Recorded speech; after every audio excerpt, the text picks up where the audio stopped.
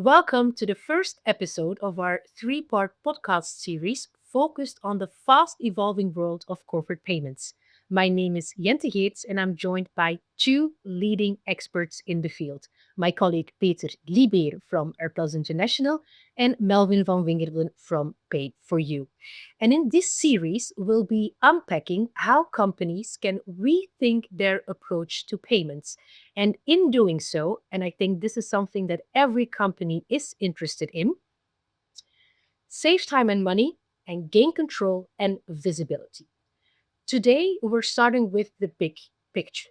How are corporate payments evolving?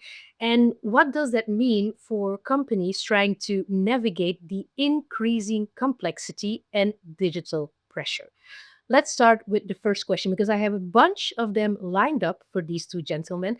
And the first question is actually one that I'm really excited about. So, Peter and Melvin, from your own experience, both professionally or personally, do you have a story or an aha moment that made you realize how fast payments are evolving? Let's start with you, Melvin. Um, okay. Yeah. Sunny day, central London.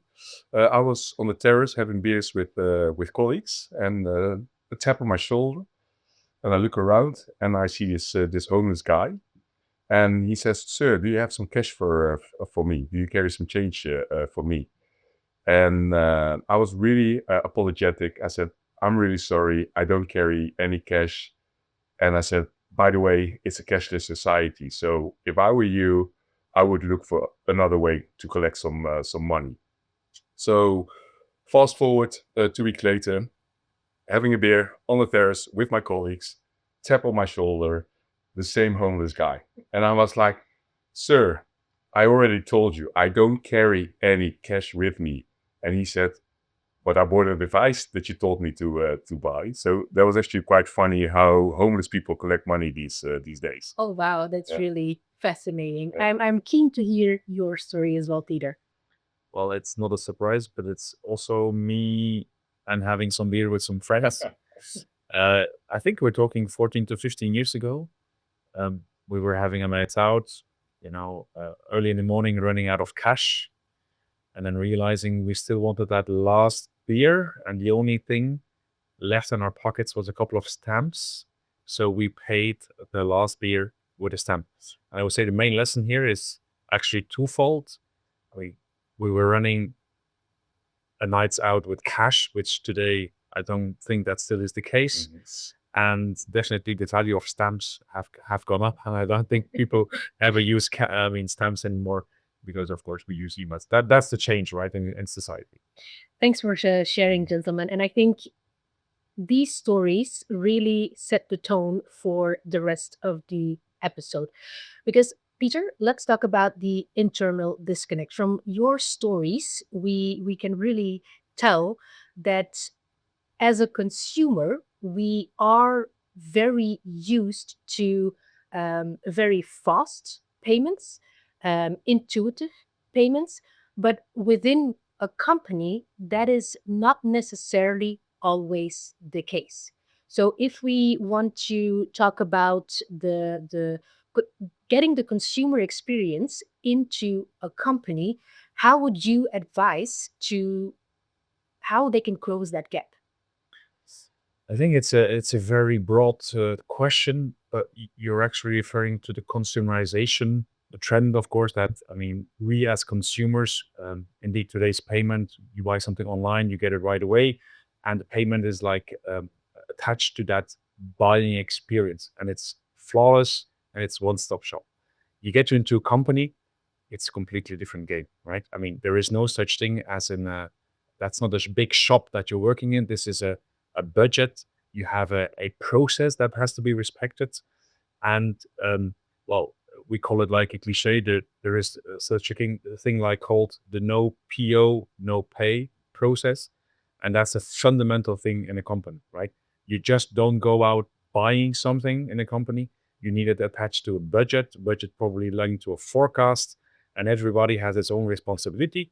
It includes an approval process, an entire end end-to-end process. Of course, that's not the most easy process. I mean, to put it really simple, you want to purchase something, a vendor needs to be created. A vendor is created based upon, let's say, an entire Excel document, the location, the name, the VAT, some compliance checks. That is quite cumbersome. So in the end, for your, what can I say, tactical spend and your strategic spend, that is a fantastic, robust process. The moment you're talking about, let's say, one-time vendors or less strategic spend, you need to think about alternatives, right? Yeah. An alternative channel, an alternative way of purchasing things, still, of course, linked by the or ruled by the no PO, no pay. Yeah. Melvin, would you agree with what Peter is saying? Yeah, I would definitely agree. I mean, buying something as a consumer is completely different because as a business, you have completely different requirement when it comes to the buying process, as Peter actually mentioned. I mean, a company is looking for more efficiency. They want to be compliant, and you need to balance those interests versus the buying experiences. And the size doesn't matter, by the way. And I mean, big or small, Okay. all companies have to report into financial results at the end of the year. There's the ESG regulations that are ruling as well. So there is no other way than doing it. Yep. Okay. Melvin, a question for you, because I have the feeling that a lot of companies still treat payments as something that is quietly happening in the background. But as we already said before, digital tools are evolving, employees are expecting more, but companies at the same time have stricter compliance rules. Mm-hmm. Has that mindset then changed within a company? And what could companies eventually risk if they don't keep up?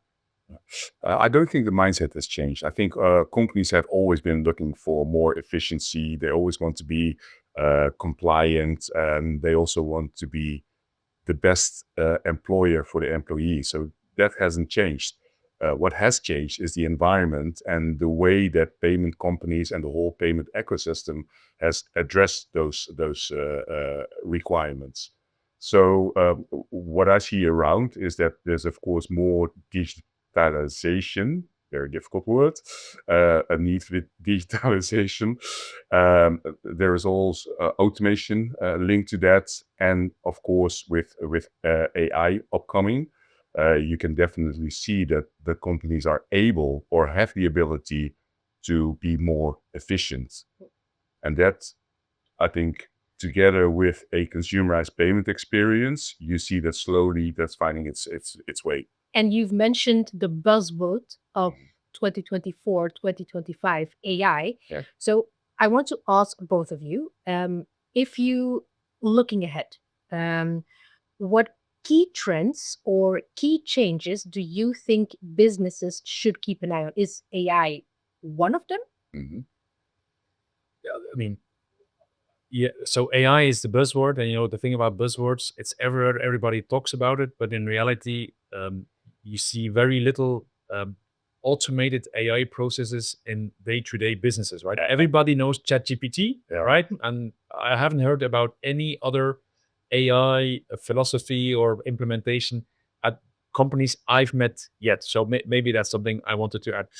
But the trend, Jens, that you underestimate is definitely the macroeconomical situation. I mean, since a couple of years, when we go to treasury events, the people, I mean, the managing director of the Treasury Association shouts into the room and says, I mean, there's probably people, younger people, that have entered the job 10 to 15 years ago that have never understood that there is a cost linked to money and to funding, right? I mean, it's a saying, cash is king, but definitely the king is back, right? When we saw a trend in procurement to extend payment terms, I mean, this is very traditional. As a company, you want to keep your cash close into your processes, which means you want to extend payment terms into the towards your suppliers, which creates friction because in the end everybody is now struggling more with the cash situation in its company. That's for me a more fundamental trend at this stage. This entire um, um, payment terms reflection based upon the cost of cash that is more dominant than AI. AI is the buzzword, but in reality, Yeah. the king is back. And if I may add to that, I don't think that AI should be the goal. AI is supportive to business processes. So yes, you see more that AI supported tasks are being conducted by companies. For example, automatic allocation into the general ledger, uh, uh, a way to detect fraud or intentional fraud, unintentional fraud. So it's really supportive to the business process, but it's not the goal. And on the other end, tapping in on your command, yes, the king is back. I see also due to the geopolitical situation that companies who sell want their money as fast as possible, while on the other hand, companies who buy, they want to pay as late as possible. So that's definitely a trend that is coming back again. I would say the only AI I really see is in marketing, Jens. Maybe you have that story to share about your payment. I would say episode, or let's say the My eureka. your aha moment. Yeah. Okay, my eureka moment. Okay. Um it's actually it's also a personal story. Um Slightly embarrassing even though I left the room with my head held high, and I was in our office, had to quickly go grab lunch in between meetings. Uh I was in a rush because I only had like 20 minutes until I had to be back to be in the meeting, and I left in a hurry. And the only thing I had with me was my badge. I had the food in hand. I was at the cash register, and I was starting to sweat, knees weak, and I was like, "Oh dear Lord, I forgot my purse." So I thought, okay, I have to run back again to get my wallet or my phone or whatsoever.